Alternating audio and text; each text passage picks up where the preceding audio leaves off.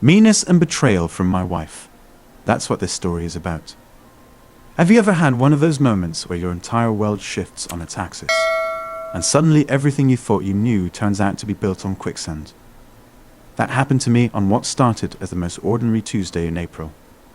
The sky was that perfect spring blue you get in Virginia, my presentation at work had gone well, and I was thinking about whether to grill some steaks for dinner. You know, normal stuff. The kind of normal that you don't appreciate until it's gone. I pulled into our driveway around 6:30, noticing that Susan's car was already there. That was unusual. My wife typically worked later than me at Preston Associates, where she'd been climbing the corporate ladder in accounting for the past 8 years. I still remember the day she got that job. We'd gone out to celebrate at that little Italian place downtown, the one that closed last year. She'd been so excited, talking about her career goals, her 5-year plan. Looking back, I guess her plans changed somewhere along the way. They just didn't include telling me about it. The garage door hummed open, and I parked next to her white Audi. A splurge from her last promotion that she justified by saying it was important to project success in her position. The car payment ate into our savings for the beach house we'd been dreaming about, but I'd supported her decision. That's what marriage is about, right? Supporting each other's dreams, being a team. Walking into the house, I caught the scent of Susan's expensive perfume. The one she'd started wearing recently that smelled like jasmine and something else I could never quite identify. The house was quiet except for the soft hum of the ceiling fan in our living room and the faint ticking of the antique clock her grandmother had given us as a wedding present. "Susan?" I called out, dropping my keys in the ceramic bowl by the door. Another wedding gift, this one from my sister Karen. In the kitchen, Matt. Her voice had that careful tone that immediately set off warning bells in my head. After 15 years of marriage, you learn to read the subtle shifts in your partner's voice. This wasn't her normal, had a rough day at work voice or her, we need to talk about the credit card bill voice. This was something new. I found her sitting at our kitchen table, her hands wrapped around a mug of tea she wasn't drinking. She was still in her work clothes. A charcoal grey suit that probably cost more than my first car. Her dark hair pulled back in that severe style she'd adopted recently. A style that, now that I think about it, had coincided with Jack's arrival at the firm. "Honey, sit down," she said, gesturing to the chair across from her. "We need to talk." Here's something they don't tell you about life-changing moments. They often start with the most cliché phrases. "We need to talk" is right up there with "it's not you, it's me, and I think we should see other people." But what came next? That was anything but cliché. I sat down, noting how she positioned herself. Susan was always conscious of body language. She'd taken a course on it for work last year. She was turned slightly towards me, maintaining what she'd probably call open body positioning. Her shoulders relaxed in a way that seemed studied rather than natural. "Matt," she began, reaching across the table to take my hand. Her fingers were cold despite the tea she'd been holding. "I've been doing a lot of thinking about our marriage." I felt my stomach tighten. In my experience, nothing good ever follows that sentence. But what came next was beyond anything I could have imagined. "You know I love you," she continued, her thumb tracing small circles on the back of my hand in a gesture that had once been comforting, but now felt manipulative. And I think I found a way to make our marriage even stronger. I waited, wondering if she was about to suggest couples therapy, or maybe one of those marriage retreats her sister had raved about last Christmas. If only it had been that simple. "You remember Jack Morrison from work?" she asked, maintaining steady eye contact in a way that reminded me of a documentary I'd once watched about hypnosis. Of course, I remembered Jack Morrison. How could I forget? He joined Preston Associates about 18 months ago as a senior accountant, bringing with him an MBA from Wharton, and the kind of confidence that comes from old money and good genes. Tall, always impeccably dressed in suits that probably cost more than my monthly mortgage payment, with that perfect salt and pepper hair that some men can pull off without looking old. The kind of guy who quotes Warren Buffett in casual conversation, and probably has a personal trainer. "Sure," I said cautiously. "What about him?" Well, Susan took a deep breath. "You know his situation with Sarah, right?" Everyone at Preston and Associates knew about Sarah Morrison. Jack's wife had been battling an aggressive form of multiple sclerosis for the past 3 years. It was the kind of tragic story that made people speak in hushed tones around the water cooler and organize meal trains. I'd even contributed to the office fund to help with their medical bills, despite the fact that Jack's salary could probably cover them without issue. "What about Sarah?" I asked, though something in my gut was already screaming that I didn't want to hear the answer. "She's been very ill," Susan said, her voice taking on that gentle, almost therapeutic tone that I would come to hate. "They haven't been intimate in over 2 years. Jack's really struggling with it." I pulled my hand away from hers, feeling a cold weight settling in my stomach. "And this concerns us. How?" "Matt," she leaned forward, her eyes intense. "I want to help him. Physically." The words hung in the air between us like poison gas. I stared at her, waiting for the punchline, for her to laugh and say she was kidding, for anything that would make sense of what she'd just said. But she just sat there, looking at me with an expression that mixed concern with something else. Expectation, maybe? Like she was waiting for me to congratulate her on her charitable impulses. "You want to help him," I repeated slowly. "Physically." "Yes," she nodded, apparently encouraged by the fact that I was capable of repeating her words. "But it's not what you're thinking. This isn't about leaving you or changing our marriage. In fact, I believe it will make us stronger." I stood up so quickly my chair scraped against the floor with a sound like fingernails on a chalkboard. "Stronger? You want to sleep with another man, and you think it will make our marriage stronger?" "Matt, please," she gestured for me to sit back down. "Let's discuss this rationally." "Rationally?" I laughed, but it wasn't a happy sound. "There's nothing rational about this conversation, Susan. You're sitting there telling me you want to have an affair with Jack Morrison, and you're acting like you're suggesting we try a new restaurant." "It's not an affair," she insisted, her voice taking on that patient tone she used when explaining complicated financial concepts to clients. "An affair involves secrecy and deception. I'm being completely honest with you. I'm including you in this decision." I ran my hands through my hair, pacing the kitchen like a caged animal. The room suddenly felt too small, the air too thick. Through the window, I could see our neighbors' kids playing basketball in their driveway, their shouts and laughter creating a surreal soundtrack to this conversation. "Including me?" I turned to face her. "You're not including me, Susan. You're informing me. There's a difference." "I'm trying to be open with you." She stood up, moving towards me. "I love you, Matt. That hasn't changed. It won't change. If anything, I'll love you more for understanding this." I stepped back, maintaining distance between us. "Understanding what?" "That my wife wants to sleep with another man and expects me to be okay with it." "That you think somehow this will improve our marriage?" "Help me understand, Susan, because right now, none of this makes any sense." She sighed, perching on the edge of the kitchen counter. "Marriage doesn't have to be about exclusivity, Matt. Many couples have open relationships. It's about trust, communication, being honest about our needs." "Our needs?" I felt my voice rising. "When did this become our needs?" "I don't need this. I don't want this. This is about your needs, Susan. Or maybe it's about Jack's needs. But don't pretend this has anything to do with what I need." "You're not even trying to understand," she said, disappointment creeping into her voice.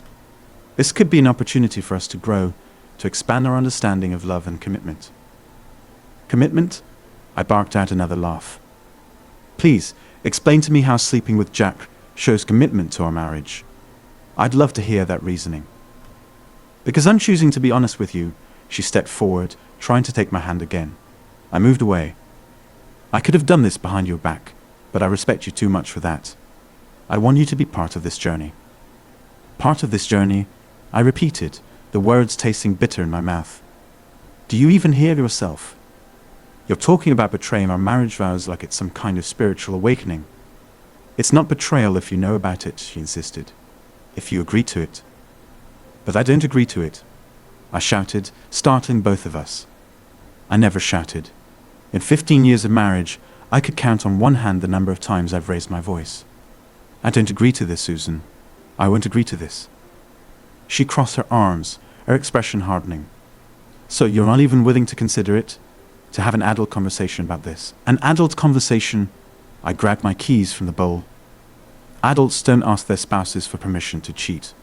That's not adult behavior, Susan. That's not any kind of behavior I recognize from the woman I married. Where are you going? She called as I headed for the door. Out, I said. I need some air. I need to not be here right now. I drove aimlessly through the darkening streets of our suburban neighborhood, past the neat rows of houses where people were sitting down to normal family dinners, having normal conversations, living normal lives. My hands were shaking on the steering wheel, and my mind kept replaying Susan's words like a broken record. I want to help him. Physically. Eventually, I found myself pulling into the parking lot of O'Malley's, this old Irish pub where my buddy Mike tends bar on weeknights.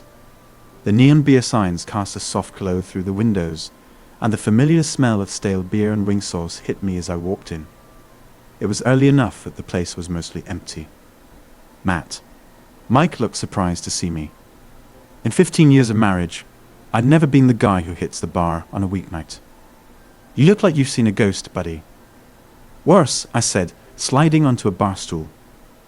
I just found out my wife wants to sleep with another man. For the good of our marriage. Mike stopped wiping the glass he was holding. I told him everything while he poured me a whiskey neat. When I finished, he let out a low whistle. That's messed up, man. What are you going to do? I don't know, I admitted, staring into my drink. What do you do when your whole life turns into a bad joke? Mike leaned in closer, lowering his voice. You know, my sister went through something similar last year. Her husband wanted an open marriage. Turned out he was already seeing someone and was trying to retroactively make it okay.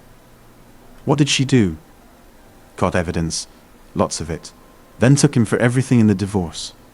He slid a business card across the bar. Her lawyer.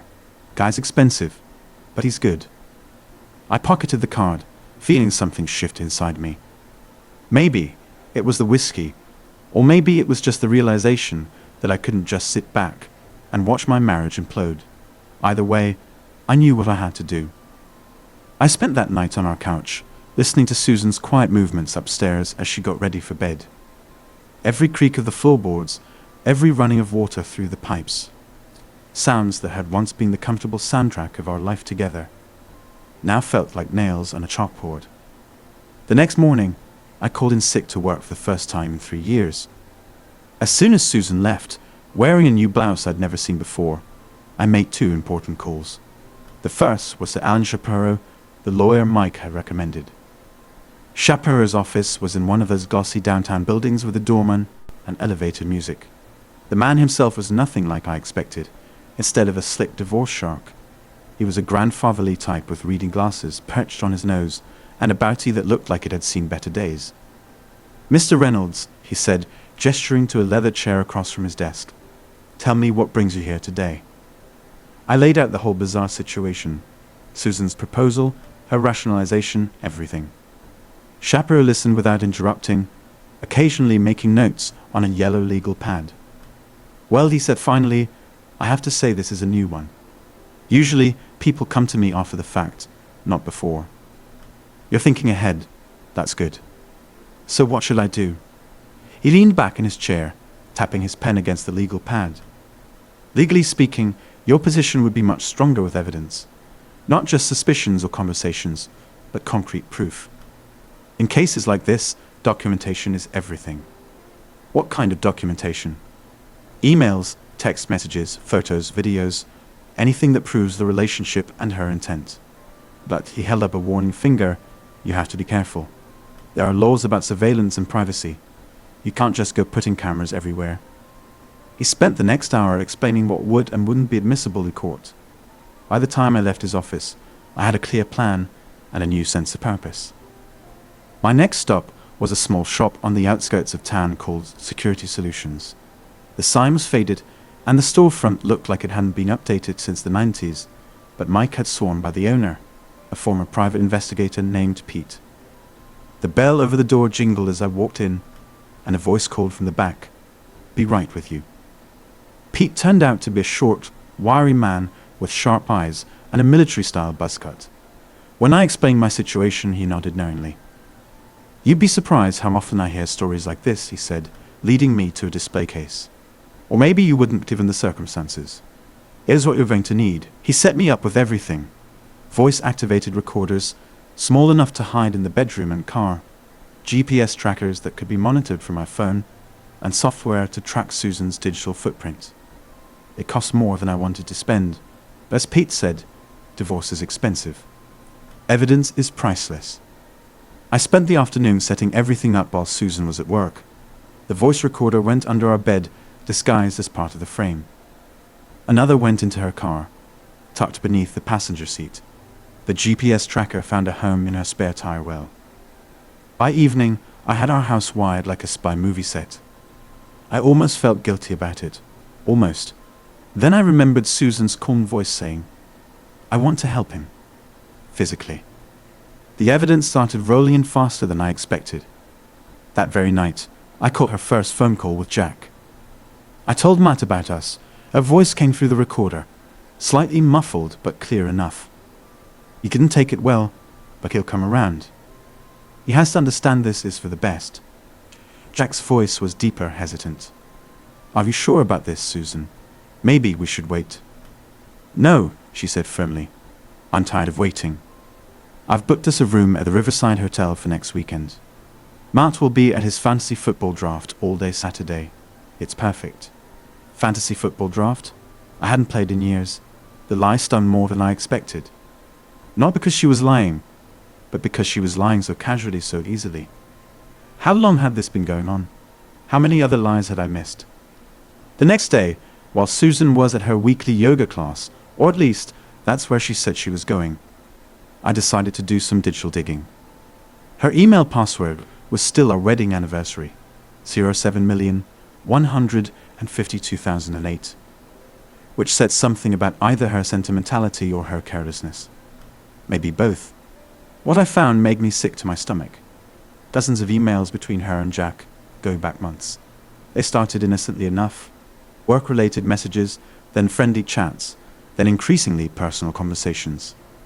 I found their hotel confirmation, links to lingerie websites, even a shared Pinterest board for weekend getaway ideas. The level of planning, the attention to detail, it was like watching someone meticulously design the destruction of our marriage. They'd thought of everything, which hotel to use, what time to arrive, even one excuse to give Jack's wife sorrow. That's when I started forming my plan. If they wanted to plan everything down to the last detail, well, I could do some planning of my own. First, I booked a room next to theirs for Friday night. Then I went back to Pete for some specialized equipment. High-quality hidden cameras that could be disguised as ordinary objects. But that wasn't enough. I wanted to make their romantic weekend memorable in all the wrong ways. I started with the flowers. Susan hates carnations, absolutely hates them. Says they remind her of funerals. When we first started dating, I made the mistake of buying her carnations once, and she gave me a 30-minute lecture on why they were the laziest choice of flower possible. So naturally, I ordered 24 pink carnations to be delivered to their room at precisely the right moment. The car took some thinking. I wanted something that would get under her skin, something that would make her uncomfortable without tipping my hand. Finally, I settled on, to my fallen wife, "May your conscience be your guide. The truth always comes to light." The florist raised an eyebrow when I dictated the message, but hey, customer service is customer service. Next came the food. The Petit Jardin was Susan's favorite restaurant, the place she always wanted to go for special occasions. Their 8-course tasting menu was legendary, and so was the price tag. I arranged for the full menu to be delivered to their room, with strict instructions that payment had to be made in full upon delivery. The bill would come to just over $500, and I made sure they knew not to accept a "will pay later" promise. But my masterpiece, that came from an unexpected source. I was venting to Pete about my plans when he mentioned a friend who supplied exotic pets to collectors. "You want to really mess with them?" Pete grinned. "I know a guy who sells Madagascar hissing cockroaches. These aren't your regular kitchen bugs. These things are huge, and they make this hissing sound that'll make your skin crawl." 2 hours and $300 later, I was the proud owner of 20 Madagascar hissing cockroaches, complete with a specially designed container that would open when disturbed. The pet store owner gave me detailed instructions on how to care for them until the weekend, looking at me like I was slightly insane. Maybe I was. The weekend arrived with the speed of a funeral march. I checked into my room at the Riverside Hotel on Friday night, room 418, right next to their love nest in 420. The hotel was one of those upscale places with abstract art in the hallways and those little chocolate mints on the pillows. The kind of place Susan and I used to stay at for our anniversaries. Setting up the surveillance equipment took longer than expected. I wanted everything perfect. Cameras positioned to catch every angle, microphones placed strategically, all feeding back to my laptop. By the time I finished, it was past midnight, and I lay in bed staring at the ceiling, listening to the hum of the air conditioning, and wondering how my life had come to this point. Saturday dawned bright and clear. I ordered room service breakfast. Might as well be comfortable while my marriage imploded, and waited. Susan arrived first, around 2 in the afternoon. Through the cameras, I watched her enter the room, wheeling a small overnight bag. She looked nervous, checking her makeup in the mirror, adjusting her hair. She was wearing a new dress I'd never seen before, dark blue with a pattern of small white flowers. Had she bought it specially for this? Had she been planning this moment while we were still sleeping in the same bed? Jack arrived 20 minutes later, looking like he'd stepped out of a Brooks Brothers catalogue in his casual weekend, wear that probably cost more than my entire wardrobe. He brought wine, an expensive Bordeaux. I could see the label clearly on the camera, and that fake casual confidence of a man trying to pretend he's not about to cheat on his sick wife. They started with awkward small talk, like teenagers at a school dance. Through my headphones, I could hear every word. "You look beautiful," Jack said, pouring the wine. "Thanks," Susan smiled, tucking her hair behind her ear. A nervous gesture I'd seen 1,000 times. "You look nice too." They were just settling into their rhythm when the first delivery arrived. The food from Le Petit Jardin, all 8 courses in elaborate packaging. "I didn't order this," Susan said, confusion evident in her voice. "There must be some mistake," Jack told the delivery guy, a burly man named Marco who had specifically requested, because he looked like he could handle any argument. "No mistake, sir. Order was placed for this room, payment due on delivery. That'll be $527.84, including gratuity." I watched with satisfaction as Jack's face went through a series of expressions: confusion, embarrassment, resignation. He reached for his wallet, trying to maintain his dignity. "Let me help pay," Susan offered, reaching for her purse. No, I've got it," Jack insisted, though I could see him wince as he handed over his credit card. They were just recovering from that when the carnations arrived. 24 pink ones, arranged in a funeral-style spray. Susan's face when she saw them was everything I'd hoped for, a mixture of horror and dawning realization. To my fallen wife, may your conscience be your guide. The truth always comes to light, she read aloud, her voice shaking. "Who would send these?" Jack asked, looking around like he expected someone to jump out of the closet. "I don't know," Susan lied, but I could see her hands trembling as she set the flowers aside. She knew. Maybe not exactly what was happening, but she knew someone knew. The cockroaches were my piece de resistance. I'd had them delivered earlier and hidden in the room's safe, a container designed to open when the safe door did. When Susan went to put away her jewelry, a habit she developed years ago after a hotel theft, all hell broke loose. Her scream could have woken the dead. The cockroaches, happy to be free, scattered everywhere. These weren't your ordinary kitchen roaches. These were massive, prehistoric-looking things that hissed like angry snakes. Jack, trying to be heroic, grabbed a shoe and started swatting at them. But every time he got near one, it would hiss, making him jump back like a startled cat. Susan ended up standing on the bed, screaming and crying, while Jack attempted unsuccessfully to deal with the situation. It was better than any reality TV show I'd ever seen. But here's the thing that really got to me. Even after all that, they still went through with their plans. They ordered room service, paying normal prices this time, drank their wine, and did exactly what they come there to do. I recorded all of it, every damning minute. Not because I wanted to watch. God knows I didn't. But because I needed evidence. Concrete, undeniable proof of what my marriage had become. Sunday morning, I was waiting in our kitchen when Susan came home. She tried to act normal, like she'd just had a regular weekend with friends, but I could see the strain around her eyes, the slightly smeared makeup that suggested she'd been crying. "We need to talk," I said, using her words from earlier in the week. "Matt, I know." I cut her off, my voice steady. "This time, I talk, you listen. I know where you were this weekend. I know what you did. And I want you to know that I could never accept this." "You don't understand," she started, tears forming in her eyes. "I'm trying to find myself to explore who I am. You're being selfish by not letting me do this." I laughed at that, a hollow sound that seemed to bounce off the kitchen walls. Selfish. I'm being selfish because I don't want my wife sleeping with other men. That's rich, Susan. "It's not about other men," she insisted, her voice rising. "It's about me, about what I need." "Well, what I need is a divorce." That word hung in the air between us like a physical thing. Susan's face went pale, then flushed. "A divorce? You're overreacting." "Am I?" I pulled out my phone and played a snippet of her conversation with Jack from the previous night. Her face went from flushed to ashen. You recorded us." "I recorded everything," I said calmly. "Every phone call, every email, every moment in that hotel room. I have GPS logs showing your car at the hotel, credit card statements, everything. So here's what's going to happen. You're going to move out. Today, you could go stay with Jack if you want. I'm sure his sick wife will be thrilled to have you." She started crying then, real tears, not the manipulative ones she'd used earlier in the week. "Matt, please, we can work this out." "No, we can't. You made your choice, Susan. Now you get to live with it." As if on cue, a car pulled up outside, Jack coming to pick her up as they planned.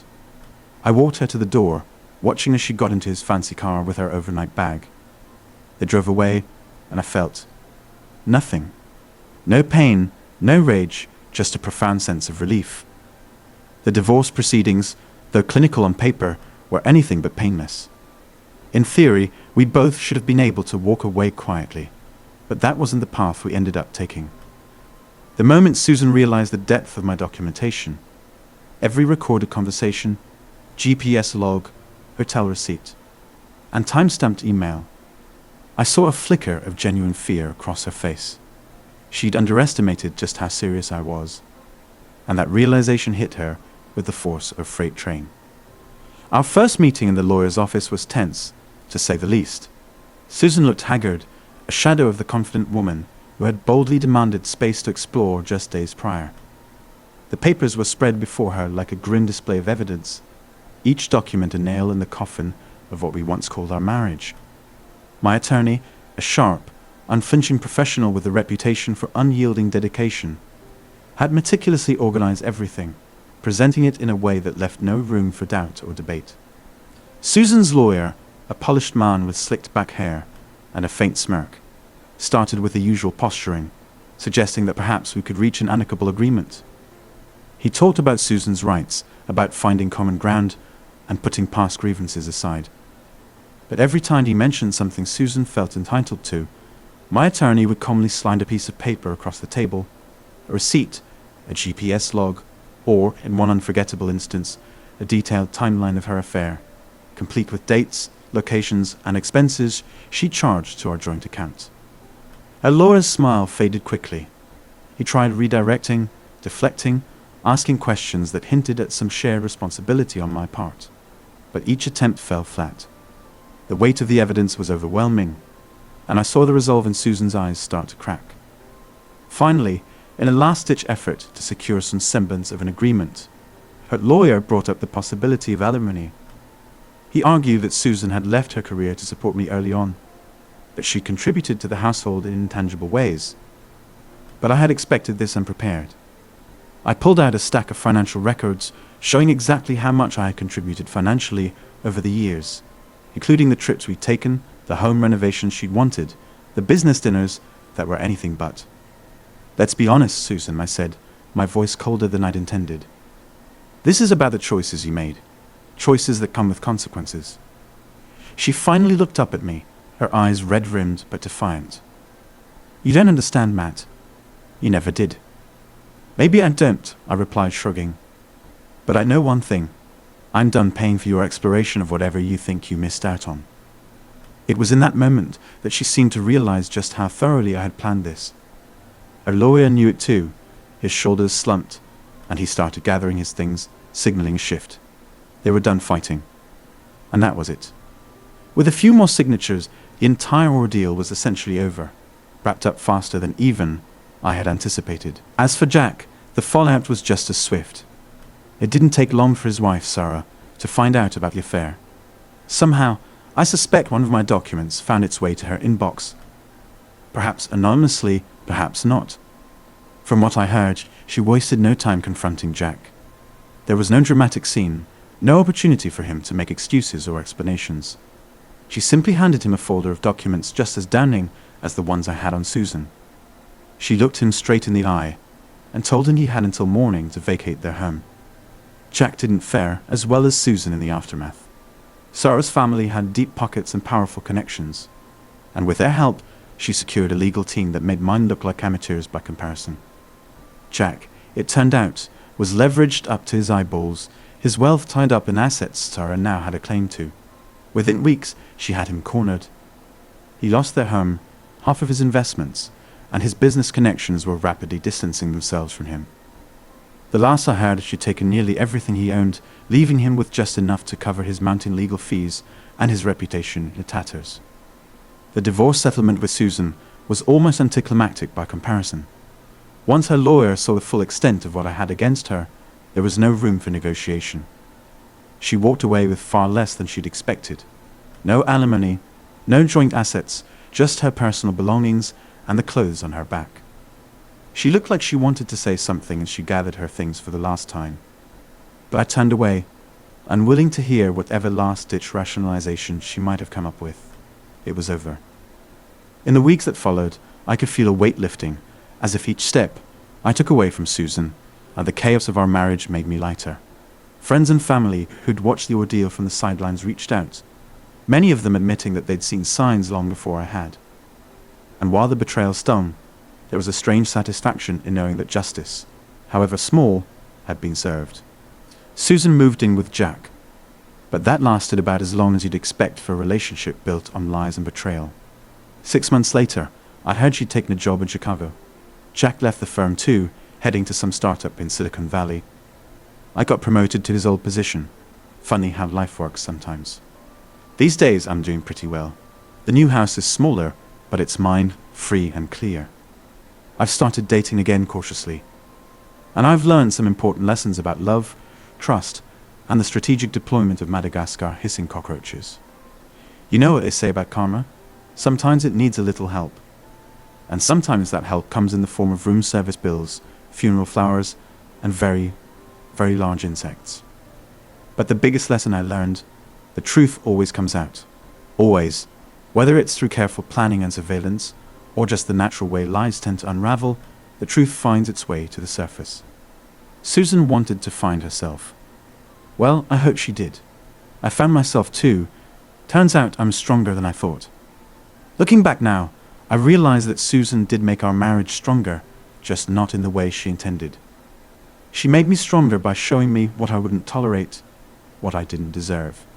Sometimes the best thing that can happen to you looks like the worst thing at first. And those cockroaches, Pete let me keep them as pets. They live in a terrarium in my home office now. I named them all Susan. Moral of the story. The story illustrates that betrayal and arrogance often lead to one's own destruction. It serves as a reminder that kindness and silence should not be mistaken for weakness. When a loyal partner is pushed too far, they may respond with devastating precision. Ultimately, the truth always comes to light, and those who build their happiness on the suffering of others will eventually face the consequences of their actions.